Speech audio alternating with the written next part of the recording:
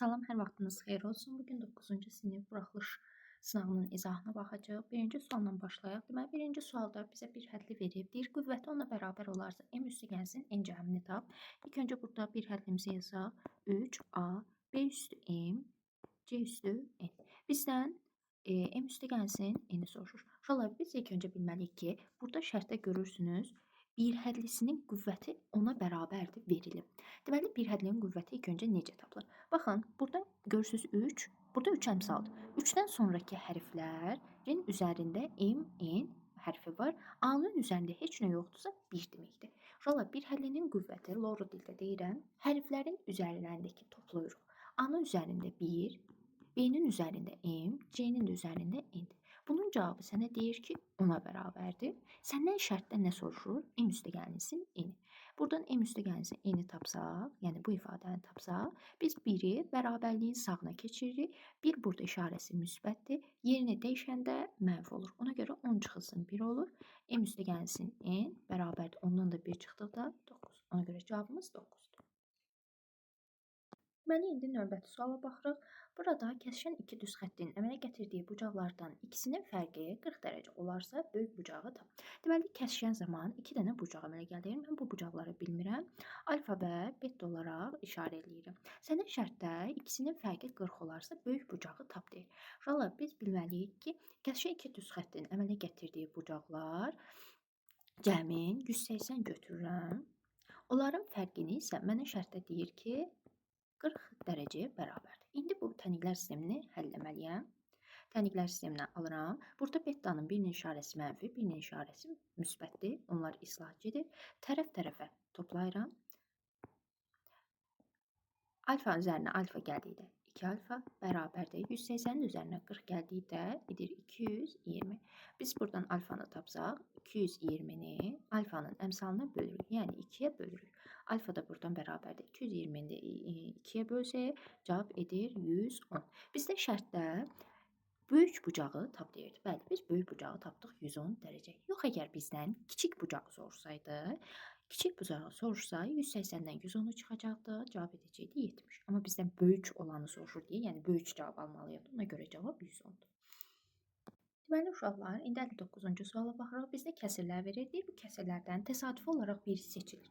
Seçilən kəsirin sonlu onluq kəsir olması ehtimalını tap. İlk öncə biz bilməliyik ki, sonlu onluq kəsir nəyə deyir? Bizdən sonlu onluq kəsir istəyir. Uşaqlar, sonlu onluq kəsir olması üçün onun məxrəci yalnız 2 və 5-lərdən ibarət olmalı. Yəni, mən məxrəci sadə vurğularına ayıranda yalnız ya 2-lər olmalıdır, ya 5-lər olmalıdır, ya da qarışıq şəkildə olmalıdır. 2 və 5. Məxrəclərin burada 8, 6, 20, 27 və 7-dir. Məxrəc kəsirin aşağısında yazılandır. Baxın, tək-tək göstərəcəm bu sualı. 8-dir. Mən 8-i sadə vurğularına ayırıram. 2-yə böldüm 4, 2-yə böldüm 2, 2, 1. Sadə vurğuları nədir? Yalnız 2-lərdən ibarətdir. Yəni, biz də dedik ki, qaydamız nə idi? Yalnız 2 və 5-dən ibarətdir. Burada yalnız 2-dir. Demək ki, bu ödür. Deməli, bu sonlu onluq kəsirdir. 8-də 1, sonlu onluq kəsirdir. Qabağına plusunu qoydum. İndi 6-da 5. 6-nı sadə vurğularına ayıram. 2, 3, 3, 1. Baxın, burada nə alındı? 2 və 3. Biz bax, qaydada nə dedik? 2 və 5. Görsün, 2 var, amma 3 artıqdır. Deməli, 6-da 5 uyğun deyil. Bunun qarşısına minus qoyuruq. Çünki 3 burada işi çoradır. 20-ni sadə vurğularına ayırırıq. 2, 10, 2, 5, 5, 1. Baxın, sadə vurğularımız nədir? Yalnız 2 və 5-dən ibarətdir. Bizim qaydamıza uyğundur. Deməli, 20-də 3 ödəyir. Bunun qabağına plus qoyuruq. Daha sonra 2 kəsirim 27-dir. 27-ni yoxlayıram. 27-ni 3-ə bölürəm. 9, 3, 3, 3, 1. Burada görürsünüz, heç nə 2 var, nə 5 var. Demək, bunu da ödəmədi. 27-də 5. Hətta bunları burada belə göstərimdə 8-də 1-i ödədi. 6-da 5-i ödəmədi. 20-də 3-ü ödədi. 27-də 5-i ödəmədi. 7-də 3-ü də 7-nin sadə vurğularına ayırsa, 7 yalnız 7-yə bölünür. 1. Burada da görürsünüz, alınan ədəd 7-dir. 2 yox, 5 yox. Bu da ödəmir deməli. Bizə yalnız hansılar ödədi? Bizdə 2 dənəsi ödədi də. 8-də 1 ilə 20-də 3. İndi bu 2 dənəsini tapdım. İndi nə edirəm? Bu hissəni silim, yer qalmadı. Baxın, seçilən kəsirin sonlu onluq kəsir olması ehtimalını tapır. Uşaqlar, ehtimal birincisi P hərfi ilə işarə olunur. Qayda budur ki, əlverişli halları mümkün hallara bölməliyəm. Mümkün hallara bölməliyəm. Lori dildə deyirəm nə deməkdir? Əlverişli hal məndən istəniləndir. Məndən nə istənir? Sonlu onluq kəsir olmaqsa ehtimalı. Sonlu onluq neçə dənə kəsir? 2 dənə. Deməli kəsir xətti çəkirəm, yuxarıya 2 yazıram. Mümkün hal bütün hamısı nəzərdə tutulur. Burada toplamda neçə dənə kəsir var? 5 dənə. Cavab oldu 5-də 2. Görürəm belə cavab yoxdur. Bunu mən kəsir onluq ədəd formasına gətirim. Yəni bu kəsir xəttin mənası 2-ni 5-ə bölmək demək. 2 bölünsün 5. 2-ni təbii ki 5-ə bölə bilmərəm. Ona görə bura 0 əlavə edirəm. Ora 0 əlavə etdiyim üçün bura 0 vergül atıram. 20 içində 5, 4 dəfə 4-ü 5-ə vururam 20. Deməli cavab nədir? 0,4. İndi növbəti suala baxırıq. Deyir ki, 0, 4, 7, 10, 12, 23 çoxluğu ilə rəqəmlər çoxluğunun kəsişməsinin elementlərinin sayını tap. Yəni çoxluğun kəsişməsindən söhbət gedir. Hansı çoxluğun rəqəmlər çoxluğunun? Biz rəqəmlər çoxluğunu yazmalıyıq. Rəqəmlər çoxluğu hansılardır? 0, 1, 2, 3, 4, 5, 6, 7, 8, 9. Siz deyirsiniz ki, müəllim 10, 11, 12, 13 onlar artıq ədəddir. Bunlar da ədəddir, amma bunlar rəqəmlərin içindədir. Yəni bizim rəqəmimiz 10 dənə rəqəmimiz var 0-dan 9-a qədərdir. İndi bizə deyir ki, bununla bu çoxluğun kəsişməsinin elementlərinin sayını tap. Bu çoxluğun kəsişməsinin elementi. Kəsişmə nə idi? Hər ikisində olanlar. Baxıram 0 burada var, 0 var. Deməli 0-ı dairəyə alıram. Sonra 4 burada var. 7 var. 7 burada da var, burada da var. 10 var burada. Yox. 12 var hər ikisində. Yox. 23 var hər ikisində. Yox. Başqa ortaq olan nəsə var? Yox. Neçədən elementdir? 1, 2, 3. Deməli cavab hər ikisində ortaq 3 dənə elementdir. Yəni kəsişmə deyəndə ortaq ikisində də olan elementlər soruşulur. Hər ikisində də olan rəqəm 0, 4 və 7 idi. Ona görə cavab 3-dür. İndi növbəti suala baxırıq. Deyir, üçbucağın 2 daxili bucağı 80 və 70 olarsa, onun böyük xarici bucağını tap. Hala bu qaydadır. Biz bilməliyik ki, xarici bucaq ona qonşu olmayan 2 daxili bucağın cəminə bərabərdir. Sənə də 2 dənə daxili bucağı verib, 80 və 70. Onda xarici bucaq həmin 2 bucağın cəminə bərabərdir. Yəni 80 üstə gəlsin 70, o da cavab edir 150. İndi növbəti suala baxırıq. Bizə belə bir ifadə verib. Deməli ifadəmiz A üstə gəlinsin 4 bölünsün A bərabər 6 olarsa, A kvadratı üstə gəlinsin 16 bölünsün A kvadratı ifadəsinin qiymətini soruşur bizdən. O yüzden elə ifadəyə baxanda görürəm ki, burada A-dir, burada A kvadratıdır. 4 də 4-ün kvadratı 16. Deməli mənə kvadrat lazımdır. Yəni mən nə etməliyəm? Mənə verilən ifadəni mən kvadrata yüksəltməliyəm. Hər iki tərəfi. Baxın, burada müxtəsər vurma düsturları, hətta müxtəsər vurma düsturunu yadımıza salaq. A üstə gəlsin B-nin mötərizə kvadratı açılışı. A kvadratı üstə gəlsin həmin ədədlərin hasilinin 2 misli, üzərinə gəlinsin sonuncu ədədin kvadratı. İndi dediyimi, baxın, buradakını tətbiq edir. Yəni birinci A-nın kvadratı görürsünüz. A-nın kvadratı üstə gəlinsin düsturumuz nədir? Həmin ədədləri bir-birinə vuracam, bir də 2-yə vuracam. Yazıram 2 vurulsun, ədədim nədir? A. Bir də vurulsun nə? 4 bölünsün A. Üstə gəlinsin B-nin kvadratı, yəni sonuncunun kvadratı. Bizdə sonuncu nədir? 4 böl A. Bir də bunun kvadratı. Bunun cavabı nəyə bərabərdir? 6-nın da kvadratı 36. Burada A-lar ixtisar gedir. Yerdə nə qaldı? A-nın kvadratı. Üstə gəlsin 2-ni 4-ə vurduqda 8. Üstə gəlsin 4-ün kvadratı 16. A-nın da kvadratı A-nın kvadratı bərabərdir 36-ya. Hərfləri bir tərəfə, rəqəmləri bir tərəfə yığıram. A-nın kvadratı. Üstə gəlsin hərf bir də harda var burada? 16 bölünsün A-nın kvadratı. Daha hərf qalmadı. Bərabərliyi qoydum. Bərabərdən sonraki ilk gələni yazıram. 36. 8 bir də var. 8-i o tərəfə atıram. Artıq bərabərlikdən yerini dəyişirim. Soldan sağa gətiririm. Yerini dəyişdiyim üçün işarəsi də dəyişir. Qalır A kvadratı. Üstə gəlsin 16 bölünsün A kvadratı. 36-dan da 8 çıxanda cavab qalır 28. Deməli, məndən də istənilən ifadə elə görürsünüz bu idi. Mən də o ifadənin cavabını tapdım. Cavab neymiş? 28. İndi isə növbəti suala baxırıq. Bizə bu ifadəni sadələşdirməyi verir. Deməli, ifadəni yazarıq. 8x kvadratı by bölünsün 3ab-nin kvadratı bölünsün 4x y-ın kvadratı 3a kvadratı b. Bizə bu ifadəni sadələşdirdik. Sadələşdi, yəni burada eləyə biləcəyimiz iş maksimum ixtisara aparmaqdır. Amma ortada vurma işarəsi olsaydı, hə, ixtisar aparma olardı. Amma bizdə bölmədir. Bölmədir, nə olsun? Mən görüb qorxmuram. Mən kəsrlərin bölünməsi qaydasını yadıma salıram. Kəsrlərin bölünməsi qaydası necə idi? Birinci kəsri olduğu kimi saxlayırdıq. Bölmə əməlini vurma ilə əvəz edirik. İkinci kəsrin surət və məxrəcinin yerini dəyişirik. Yəni burada aşağıda olan ifadəni mən yuxarıda yazıram. Yuxarıda olan ifadəni isə aşağıda yazıram. Hə. Bundan sonrası ixtisardır. Bundan sonrası ixtisar deyəndə yanaşı olanları ixtisar apara bilmərəm. Doğru deyirəm, biri yuxarıda olmalıdır, biri aşağıda olmalıdır ki, ixtisar aparım. Deməli, baxıram, biri aşağıda, biri yuxarıda olan üçləri gördüm. Birinci rəqəmlərlə başlayayım. Üçlər getdi. 8 ilə 4 var. 8-i hər iki tərəfi 4-ə bölürəm. 4-ü 4-ə böləndə 1, 8-i 4-ə böləndə qaldı 2. Rəqəmlərim bitdi. İndi gəlirəm hərflərə. X ilə başlayayım. X-dan burada 2 dənədir, burada 1 dənə. Bu getdi. Burada 2 dənə idi, biri getdi, 1 dənəsi qaldı. Keçirəm B-yə keçim, ardıcı gedim. Burada B-dən 1 dənə də, aşağıda 2 dənədir. Peki bu gedir. Burada 2 dənə idi, 1 dənəsi qaldı. 1 dənə B qaldı. Baxıram aşağıda 1 B, burada da yuxarıda 1 dənə B qalıb. Bu B-lər də getdi. Sonra gəlirəm keçirəm Y-a. Y-ı da yazım. Burada Y-dan 1 dənədir, aşağıda 2 dənədir. Peki bu 2 dənəsindən biri getdi, 1 dənəsi qaldı. Buradakı Y-ım getdi. Baxıram başqa bir də A qalıb. A-dan 2 dənədir, burada A-dan 1 dənədir. Bu 2 dənəsindən biri gedir aşağıdan. Qaldı nə? Yuxarıda qaldı 2, bir qalıb A, bir də qalıb X. X qalıb. Aha, X qalıb. Aşağıda nə qalıb? Bir dənə qaldı ki, Y. Bir vurulsun Y, o da eləyir Y. 2A X bölünsün Y. Baxıram o ifadə cavab B variantı. İndi bu suala baxırıq. Deyir, 2 zəriri birgə atdıqda düşən xalların cəminin 6 olması ehtimalını tap. İlk öncə sual başa düşməyə çalışıram. 2 dənə zərb var əlimdə. Mən bunu masanın üzərinə attım. Deyir ki, üst-üzə düşən xalların cəminin 6 olması ehtimalı.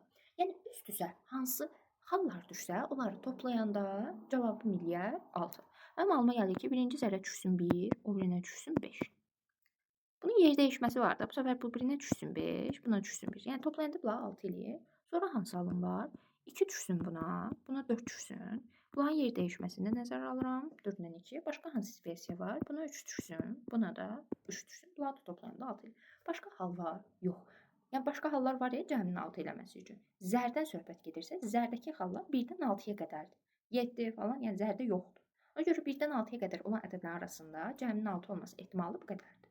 İndi məndən şərtdə nə deyir? 2 zəri birgə atdıqda, bu yəni 2 dənə zərdidə, 2 dənə zərdisə, mən kəsr xəttə çəkirəm. 2 zər sözünü eşitdimsə, məxrəcdə 36 yazıram. 1 zər eşidəndə məxrəcə 6 yazıram. 2 zər gördümsə şərtdə, məxrəcə o dəqiqə 36 yazıram. Neçədə nə haldır? 1, 2, 3, 4, 5. 36-da 5. Cavab Y variantı. Rüya bizə belə bir ifadə verib, yenə bu ifadəni sadələşdirdiyi. Bayaqki sadələşdirmədə gördünüz ixtisar apardı. İndi burada da sevincli olarsınız. Ay deyirsiniz 3-ləri ixtisar aparım, A-ları ixtisar aparım, 4-lə 2-ni ixtisar aparım. Aşağıla elə bir şey olmaz. Mən bayaq nə dedim? İxtisar yalnız vurma əməlidirsə ortada ixtisar aparma olar. Görsən sən də ortada toplamadı. Yəni sən burada artıq hələ ki ixtisar apara bilmərsən. Sadələşdirirəm. Sadələşdir deyəndə, yəni mən ifadəni biraz maksimum dərəcədə nə qədər sadələşdirə bilirəmsə sadələşdirirəm. Kəsr xəttə çəkirəm, başlayıram yuxarıya baxıram, bu birinci ifadə. Baxıram görürəm, elə heç aşağıya, yuxarı, sağa, sola baxmıram. Baxıram, burada nə edə bilərəm? Baxıram A var, bir dənə də A. Nə edeyim? A-nı çıxarım, ortaya vuruq. İki tərəfdə də eyni şey gördümsə onu vuruq çıxartıram. 2 dənədir, mən birini çıxartdım, yerdə qaldı bir dənə A. Çıxısını qoydum, A-nı çıxarmışam da yerdə nə qaldı? 3. Bunu sadələşdirdim. Yəni bundan o yana mən nə edə bilərəm o ifadəyi? Heç nə. Gəlirəm çıxıram aşağı, baxıram A çıxısın 3. A-dan 3 çıxa bilmirəm, heç nə eləyə bilmirəm. Ortaq vuruğum yox, müxtəsər deyil. Heç nə eləyə bilmirəm də. Yazıram olduğu kimi A çıxısın 3. Üstəgəlməni qoydum. Yenə kəsr xəttə çəkdim. Baxıram yuxarı. A kvadratı çıxılsın 4. Hə, bu artıq müxtəsərdir. Çünki niyə? Aşağıda göstərirəm. A kvadratı çıxılsın 4-ü. Mən A kvadratı çıxılsın 4-ün əvəzinə nə yaza bilərəm? 2-nin kvadratı. Çünki 2-nin kvadratı da 4-dür. Bu nəyə oxşar? A kvadratı çıxılsın B kvadratın düsturuna. Müxtəsər idi. Bir dəfə çıxması, bir dəfə üstə gəlməsi. Mən gətirib, yəni surətdə bunu yazıram. A çıxılsın 2, A üstə gəlinsin 2. Nə qaldı? Aşağıda da qaldı A çıxılsın 2. Yəni çünki mən A-dan daha 2 falan çıxa bilmərəm. Ona görə onu yazdım. Hə, indi nə edirəm? İndi ixtisar apara bilərəm. Çünki bunların arasında görürsüz vurma var bu səfər. Deyərsiniz ki, ay mənim bu səfər yenə ortada üstə gəlməlidir. Amma görürsüz artıq yuxarılarda vurma əmələ gəlir. Yəni mən alt-alta olanlar, məsələn burada A çıxılsın 3 olsaydı, burada A çıxılsın 3 olsaydı, 2 nə verdim, onları ixtisar apara bilməzdim. Onların arasında toplama var. Amma burada bax yuxarıya. Elə bil ki, bu hissə heç yoxdur da. Bax, elə bil ki, bu hissəni kəsim götürüm. Bax, heç yoxdur. Bu ifadədə A çıxılsın 3-də ixtisar getməyəcək, getəcəkdir. Elə bil ki, yoxdur da bu ifadə. Onu elə baxırsan, yazıram A çıxılsın 3-də ixtisar getdi. Burada da A çıxılsın 2-lər ixtisar getdi. Yerdə nə qaldı? Bir A qalıb. Bir də üstə gəlinsin. A üstə gəlinsin. 2 qalıb. A-nın üstünə A gələndə 2A. Bir də 2. Qəti surətdə A-nın üstünə A gəldim 2A. Üstə gəlinsin 2, 4A. Olmaz. A-ları bir hesablayırsan, rəqəmləri bir. Rəqəmlə hərfi hesablamaq olmaz, toplamaq olmaz, çıxmaq olmaz. Görsən elə belə də cavab var. Ona görə cavabımız 2A üstə gəlinsin 2. Uşaqlar, bu suala baxırıq. Bu sualda şəkildə A, B-yə paralel olarsa alfanı tap deyir. Burada yəni alfa deyib bu şəkli burada da çəkdim. Alfa söhbət buradan gedir. Bu xəttə baxın, indi şəkildə kitabdakı şəkildekindən göstərim. Bir xətt qırılıb da, bir yerə qədər gəlib, oradan qırılıb elə bir başqa istiqamətə gedir. Mən o qırıq xətti elə bir ki, burada səgər çəkib. Deməli ki, bu qırılmasaydı bu xətt belə gələcəkdi də, düzdür? Və hətta bunu düzləyim. Bu xətt qırılmasaydı elə düz aşağı gələcəkdi. Burada bir dənə açıq bucaq əmələ gəlir. Bu 140-ı baba. Bu hissə tam açıq bir dənə bucaq. Bu hissə 140-dsa, açıq bucaq nə qədərdir? 180. Bura onda nə qədər olmalıdır? 180-dən 140-ı çıxıram. Eləyir. Bura 40 eləyir. Bu heç. Amma bu heç tapmadan bir yol xatırladım. Buna görə asan versiyasını deyimsə, belə şəkil görəndə nə edirsən? 90-la 140 deyil, 90-la 140-ı topla. 90-ın üstünə, daha doğrusu 90-la 140-ı topla deyirəm. 140-dan 90-ı çıx. Həmin bucaqları bir-birindən çıx. Cavab qalır 50. Aşağıdakı bucaqla həmin onların arasındakı fərqin bucağın cavabı toplayanda 180 eləməlidir. Yəni mən 50-nin üzərinə buradakı alfanı gələndə cavab 180 eləməlidir. 50-nin üstünə neçə gəldi? 180 eləyib, 130. Ona görə cavab 130. Və daha sadə oldu. Şəkli tamamlamaq lazım. Deməli, nə edirik? Həmin bucaqları çıxırsan bir-birindən, sonra aşağıdakı bucaqla həmin bucağın cavabı 180 eləməlidir. Deməli, uşaqlar növbəti suala baxırıq. Deyir, ABC 3 bucağında, ilk öncə 3 bucağımızı çəkək. Deyir, ABC 3 bucağında adlandırıram A, B, C 3 bucağı. AB deyir AC-yə bərabərdir. AB tərəfi AC-yə bərabərdir. Bunları da bizə verib 4. Bu bir-birinə bərabərdir, onda iki tərəfdə 4. Bucaq A-nı sənə verib 60 dərəcə. Səndən BC tərəfini tap deyir. Maşallah, görürsünüz baba, iki tərəfi də bir-birinə bərabər veribsə, onda bunlar bərabər tərəfli üç bucaqdır. Daha doğrusu bərabər yanlı üç bucaqdır. Yan tərəflər bir-birinə bərabərdir. Bu yan tərəflər bir-birinə bərabərdirsə, onda onların bucaqları var. Bax, bu iki dənə, göstər başqa rənglə göstərim. Bu iki bucaq da bir-birinə bərabər olmalıdır. Çünki yan tərəfləri bir-birinə bərabərdir. Üç bucağın daxili bucaqları neçə idi? 180. Mənə 60-ı verib. 180-dən 60-ı çıxıram. Eləyir 120. Bu iki dənəsi bir-birinə bərabər. Sonra mən yarıya bölüb bunları tapa bilərəm də. 120-ni 2-yə bölürəm. Eləyir 60. Deməli, burada 60, burada 60. Baxıram, görürəm ki, bütün daxili bucaqlar 60 oldu. Hamısı bir-birinə bərabərdirsə, onda bərabər tərəfli üç bucaqdır. Bərabər tərəfli üç bucaqda bütün tərəflər bir-birinə bərabərdir. Onda x4, bunlar 4-dürsə, elə x-imiz də 4-dür. Ona görə cavab 4-dür. İndi növbəti suala baxırıq. Deyir, 20% 2/3 olan ədədin 3 mislini tap. İlk öncə şərtdə mənə nə deyir? 20% 2/3 olan ədədi, birinci bunu tapın. 2/3-ün açılışı nətərdir? 2 dövrdəki rəqəm sayı qədər məxrəcə 9 qoyuruq. Dövrdə neçə dənə ədəd var? Bir dənə. Ona görə bir dənə 9-u qoydum. Yuxarıya da dövrdəki ədədi yazıram. 3. 2/9-da 3 oldu. Hətta bu 9-un 3-ü ixtisar da apara bilərəm. 2 hər ikisini 3-ə bölürəm. 9-u 3-ə böldükdə 3, 3-ü 3-ə böldükdə 1. Deməli, cavabımız elədir. 2/3-də 1. İndi mənə 20% 2/3-də 1 olan ədədi tapmalıyam. Biz faizinə görə ədədi necə tapırdıq? Ədədimiz nədir? 2/3-də 1. 100-ə vururduq. Faiz göstərən ədədə bölürdük. Yəni 20-yə bölməliyəm. Hesablayaq. 2/3-də 1-i 100-ə vurmalıyam mən. Düzgün olmayan kəsrə çevirirəm. Bu məxrəci olduğu kimi saxlayıram. 2-yə 3-ə vurdum. 6. 6-nın üstünə 1 gəldirəm, 7.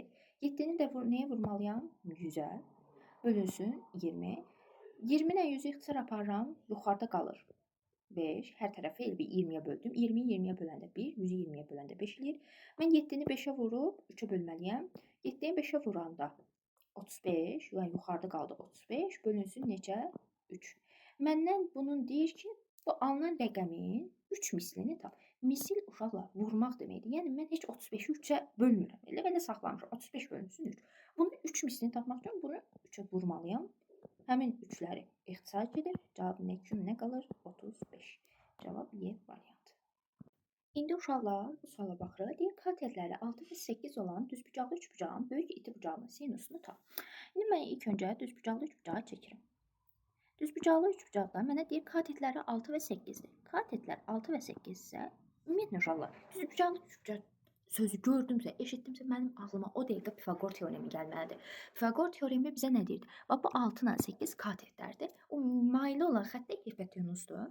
Pifaqor bizə nə deyir? Deyir ki, mənim hipotenuzumun kvadratı, buranı x-nə adlandırıram.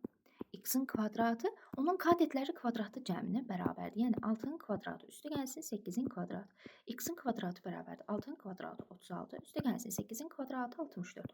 X-in kvadratı bərabərdir 36-nın üstünə 64 gəlsəm 100 edir. Hansı ədədin kvadratı 100-ə bərabərdir? 10-a. Deməli mənim hipotenuzum 10-dur. Mənə deyir ki, böyük iti bucağın sinusunu tap. İlk öncə mənə lazımdır ki, böyük iti bucaq haradır? 90-dır, bunu heç bilirəm. Mənə böyük ya bu tərəfdir, ya da bu tərəfdir. Mən birinci onu tapmalıyam. Uşaqlar, böyük iti bucağı necə tapıram? Hansı katet böyükdürsə, onun qarşısındakı ən böyük iti bucaq olur. Bax, 6-dan 8-dir. 8 böyükdür. Onda 8-in qabağındakı bucaqdan söhbət gedir. Çünki məndən böyücü istəyir. Onda mən böyük tərəf qarşısındakı bucağa baxıram. Deməli, mən buradakı alfadan söhbət gedir. İndi sinusun istəyir. Sinus düzbucaqlı üçbucaqda sinusumuz necə idi? Sinus qarşı katetin hipotenuza olan nisbəti idi. Hipotenuza bərabər olan nisbəti idi. Alfanın qarşısındakı katet neçədir? Bax, alfanın qarşısındakı katet 8. Hipotenuzu neçə tapdıq? 10. 8-i də 10-a böləndə cavab edir 0,8. Növbəti suala baxırıq. Bu sualda bizə bir ifadə verir və deyir ki, A-nın hansı qiymətindən mənası yoxdur bu ifadənin. Uşaqlar, kəsr şəklində olan, görürsünüz də, ifadəmiz kəsr şəklindədir. Kəsr şəklində olan ifadənin, ilk öncə kəsr yazaq. 3A çıxılsın 12. Nə vaxt mənası olmur? Əgər məxrəcim, baxın, məxrəcim 0-a bərabər olsa, yəni 0 olsa, mənim ifadəm mənası olar. Çünki bu kəsr xətti nə deməkdir? Bölmək deməkdir. Hər hansısa bir ifadəni 0-a bölmək nə dərəcədə mənalı bir şeydir? Yəni məxrəc, məsələn 5-i deyirəm 0-a böl. Bu nə deməkdir? 5-i 0-a bölmək deyə bir şey yoxdur axı. Ona görə biz məxrəci 0-a bərabər edib burada tənlik kimi həll edirik. 3A bərabərdir. 12-ni bərabərliyin sağına atırıq, olur müsbət 12. Buradan da A-nı tapanda 12-ni 3-ə bölürük. A da edir 4. Deməli 4 qiymətində bu ifadənin mənası yoxdur. Yəni surəti baxmağa ehtiyac yoxdur. Deməli növbəti suala baxırıq. Bu sualda bizə bir çoxluq sualıdır. Ən gözəl üsul Euler Venn diaqramında təsvir etməkdir. Bu olsun A çoxluğu, bu olsun B çoxluğu. Şərtdə deyir ki, N-ada, yəni A-da 7 dənə element var, B-də isə 9 dənə element var. Baxın, burada yazılıb ki, A-la B-nin kəsişməsi boş çoxluq deyil. Yəni, boş çoxluq deyil, nə demək? Kəsişmə, baxın, uşaqlar, bu hissətdə, yəni boş deyilsə, deməli, onun içində ən azından bir dənə element var. Yəni, oradakı mütləq bir elementimiz var bizim. İndi bizə deyir ki, birləşmənin ən böyük qiymətini tap. Birləşmə neydi? Hamısı. Mən deməli, burada kəsişməyə ən kiçik rəqəmi qoymalıyam ki, bunları toplayanda mənim ən böyük qiymətim alınsın. Yəni, kəsişmədə biz nə demişdik?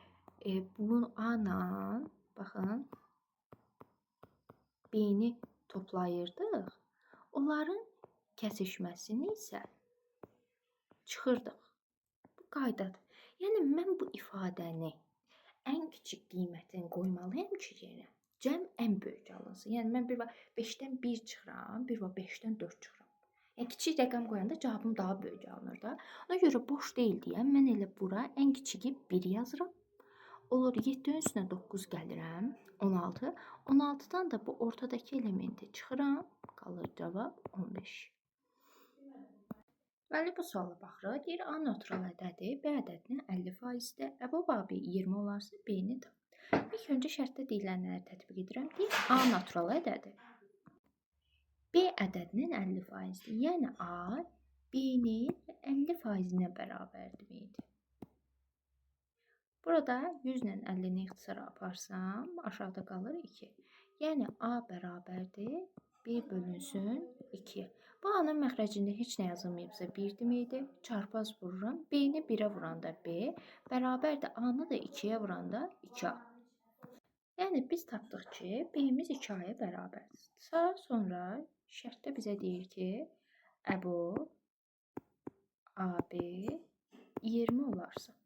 Mən gətirib artıq B-nin yerinə 2A yaza bilərəm də. Əbu A, B-nin də yerinə yazıram 2A, bərabərdir 20-yə. Mən buradan ortaq vuruq kimi A-nı çıxartıram. A vurulsun əbu. A-nı çıxartdığım üçün yerinə 1 qalır, bir də 2 qalır. Bərabərdir 20-yə. 1 və 2 qarşılıqlı sadə ədədi olduğu üçün onların əbubu 1-ə bərabərdir. Biz də A-nı 1-ə vurduqda A bərabərdir 20 tapırıq. Bizdən şərtdə B-ni tap deyir. B-miz də nə idi? 2A-ya bərabər idi. B bərabərdir 2A-dır. Artıq A-nı tapmışıq 20, 2 vurulsun 20, o da edir cavab 40.